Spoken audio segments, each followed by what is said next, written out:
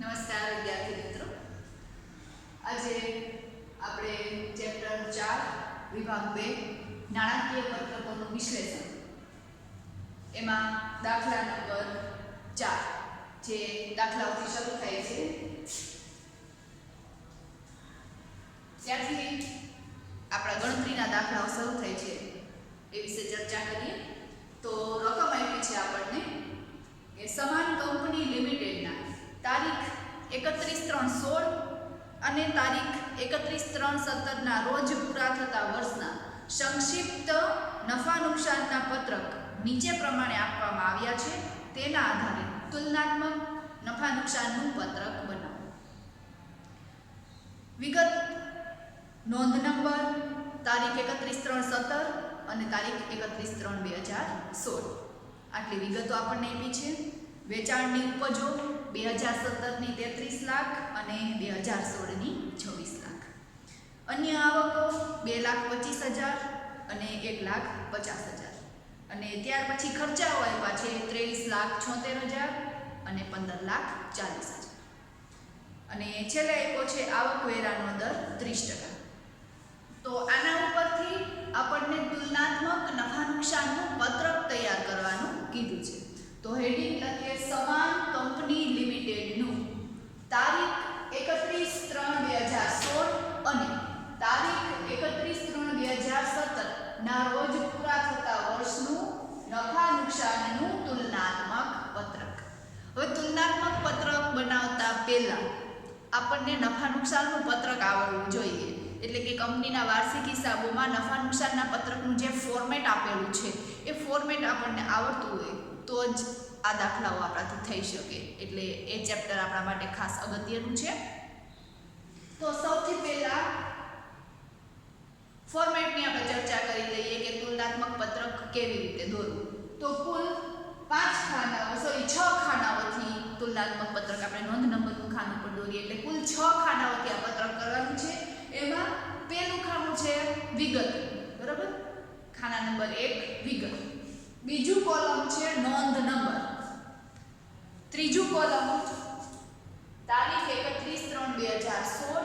ચોથું કોલમ 31/3/2017. જો ખાસ ધ્યાનમાં રાખજો, દાખલામાં પહેલા 17 નું કોલમ ને પછી 16 નું કોલમ આવ્યું. આપણે પહેલા દૂરનું વર્ષ ને પછી નજીકનું વર્ષ, પહેલા 16 નું વર્ષ આવતું હોય કે 17 નું વર્ષ આવતું હોય, બરાબર? 16-17 હોય તો પહેલા 16 નું લેવાનું પછી 17 નું લેવાનું. 17-18 હોય તો પહેલા 17 નું લેવાનું પછી 18 નું લેવાનું. એવી રીતે ક્રમશઃ જ લેવાનું. તો 31/3/2016 એ ત્રીજું કોલમ, 31/3/2017 ચોથું કોલમ, પછી વધારો કે ઘટાડો એ પાંચમું કોલમ. હવે વધારો કે ઘટાડો કેવી રીતે કરવાનો? તો કોલમ નંબર 5 બરાબર column number 4 minus column number 3. એટલે આ જે ચોથું કોલમ આપણે લીધું હોય એમાંથી ત્રીજું કોલમ માઈનસ કરી અને જે જવાબ આવે એ કોલમ નંબર 5. એટલે આપણે બતાવ્યું છે કે કોલમ નંબર 5 બરાબર column number 4 minus column number 3. છેલ્લું કોલમ વધારો કે ઘટાડો ટકાવારીમાં બતાવવાનો. એટલે અહીંયા જે વધારો કે ઘટાડો આપણને મળે છે એ વધારા કે ઘટાડાને આપણે ટકાવારીમાં દર્શાવવાનું થાય છે.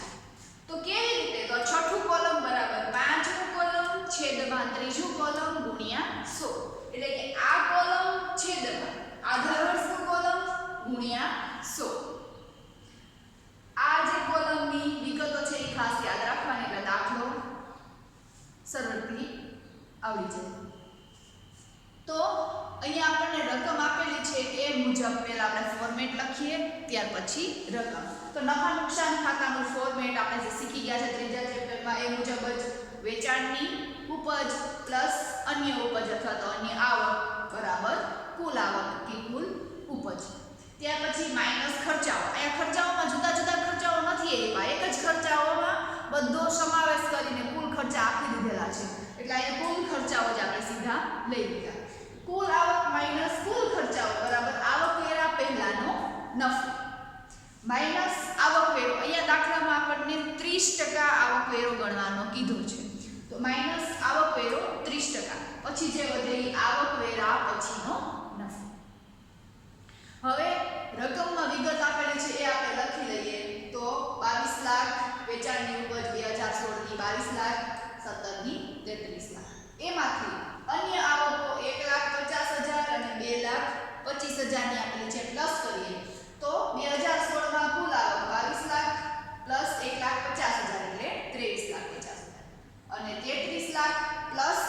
2,25,000 બરાબર 35,25,000 એમાંથી કુલ ખર્ચાઓ આપણને આપેલા છે 15,40,000 એ માઈનસ કરીએ તો આવકવેરા પહેલાનો નફો મળશે 8,10,000 23,50,000 માંથી 15,40,000 માઈનસ કરીએ તો 8,10,000 આવકવેરા પહેલાનો નફો એવી જ રીતે 2017 ના વર્ષમાં કુલ આવક 35,25,000 એમાંથી કુલ ખર્ચાઓ 23,76,000 માઈનસ કરીએ તો 11,49,000 મળશે આવકવેરા પહેલાનો નફો હવે એના પર 30% આવકવેરાની જોગવાઈ કરવાની છે 8,10,000 ના 30% બરાબર 2,43,000 અને 11,49,000 ના 30% બરાબર 3,44,700 ત્યાર પછી આવકવેરા પહેલાનો જે નફો છે એમાંથી આવકવેરો માઈનસ કરીએ એટલે 8,10,000 માંથી 2,43,000 માઈનસ કરીએ તો આવકવેરા પછીનો નફો 5,67,000 એવી જ રીતે 11,49,000 માંથી 3,44,700 માઈનસ કરીએ તો 8,04,300 આ આપણને મળ્યો આવકવેરા પછીનો નફો અને ત્યાં આપણે વાર્ષિક હિસાબો તૈયાર કરતા હોય તો કાઉન્સમાં લખીએ છીએ કે પાકા સરવૈયામાં લઈ ગયા પણ અહીંયા આપણે એવું કંઈ લખતા નથી હવે ત્યાર પછીનું કોલમ આપણે જોઈએ તો વધારો કે ઘટાડો બરાબર આ પાંચમું કોલમ બરાબર 4 - 3 એટલે આ કોલમમાંથી આ કોલમ માઈનસ કરતું જવાનું અને રકમ લખતી જવાની તો 33 લાખ માઈનસ 22 લાખ બરાબર 11 લાખ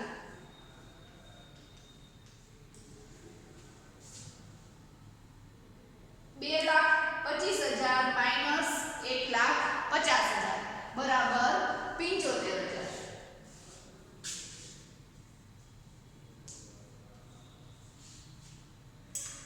ત્યાર પછી આ બંનેનો સરવાળો 11 લાખ પ્લસ 75,000 બરાબર 11,75,000 ત્યાર પછી 23,74,000 માંથી 15,40,000 માઈનસ કરીએ તો મળશે 8,36,000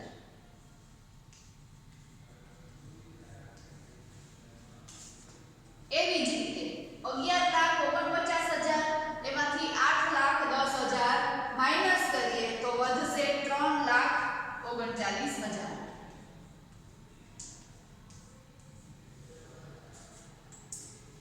3,44,700 માઈનસ 2,43,000 બરાબર 1,01,700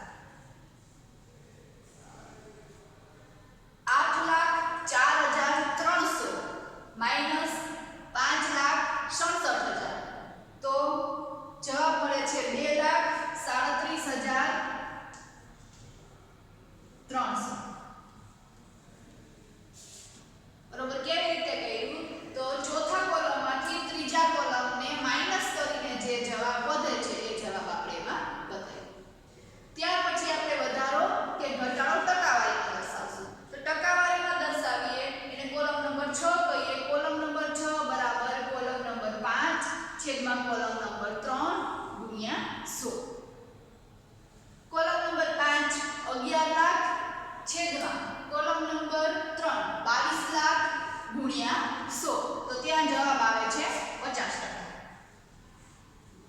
બરોબર ખાસ ધ્યાન રાખજો આપણે કેવી રીતે લીધું છે તો કોલમ નંબર 6 બરાબર કોલમ નંબર 5 છેદમાં કોલમ નંબર 3 ગુણ્યા 100 પછીની રકમ 75,000 છેદમાં 1,50,000 ગુણ્યા 100 તો ફરીથી એમાં પણ આવે છે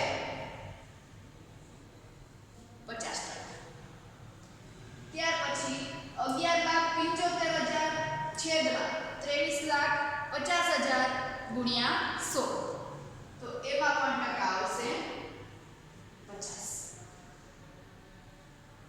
જો ઉપરના બેમાં ટકાવારી 50 આવતી હોય તો ત્રીજામાં પણ એટલી જ આવે એ વસ્તુ ખાસ ધ્યાનમાં રાખો. ત્યાર પછી 8,36,000 ભાગ્યા 15,40,000 ગુણ્યા 100 બરાબર ટકા આવશે 54%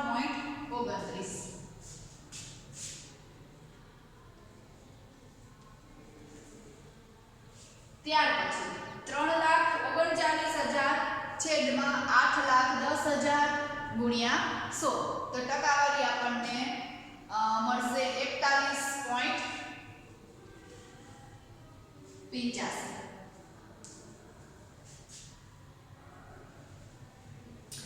ત્યાર પછી 1,01,700 ભાગ્યા 2,43,000 ગુણ્યા 100 તો ફરીથી ટકાવારી મળશે 41.85 અને છેલ્લે 2,37,300 ભાગ્યા 5,67,000 ગુણ્યા 100 બરાબર 41.85